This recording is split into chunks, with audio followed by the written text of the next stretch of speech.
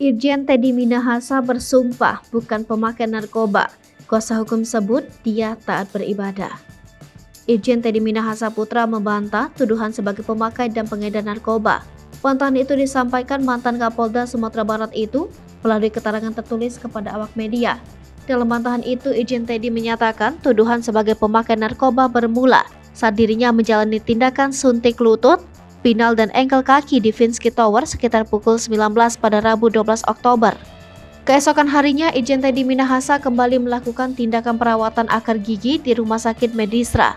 Saat itu dia kembali menjalani bius total selama 3 jam. Seusai dari RS Medistra, barulah Irjen Teddy datang ke Propam Polri mengklarifikasi tuduhan soal membantu mengedarkan narkoba di Bukit Tinggi. Sebelum itu dia harus menjalani tes darah dan urin terlebih dahulu.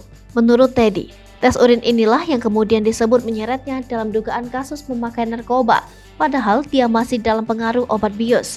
Untuk membantu lepas dari jerat hukum, Teddy menunjuk Ketua LSM Anti Narkoba yaitu Gerakan Nasional Anti Narkotika, Henry Yosodiningrat sebagai kuasa hukumnya.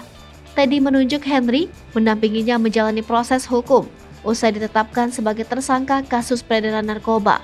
Teddy diduga mengedarkan sabu sebesar 5 kg yang didapatnya dari hasil barang bukti pengungkapan kasus di Polres Bukit Tinggi. Henry sendiri mengaku menerima tawaran menjadi kuasa hukum seusai didatangi istri Teddy. Henry tak langsung mengiyakan permintaan itu. Ia terlebih dahulu menemui Teddy membicarakan kasus yang menjerat mantan ajudan wakil presiden Yusuf kala itu. Saat itu Teddy bersumpah atas nama Tuhan tidak pernah memakai narkoba. Hal itu yang kemudian mendorong Henry mau menjadi kuasa hukum Jenderal Bintang 2 tersebut. Henry berjanji tak akan membela Irjen Teddy Minahasa secara berlebihan. Dia akan membela kliennya itu secara objektif. Sebaliknya, kata Henry, ia juga bakal terus berjuang memberantas narkoba. Meskipun dia mengakui keputusannya itu berdampak kepada LSM yang dinaunginya tersebut.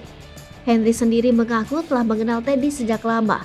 Ia menegaskan Teddy merupakan orang yang taat beribadah dan tidak mungkin berani bersumpah sembarangan.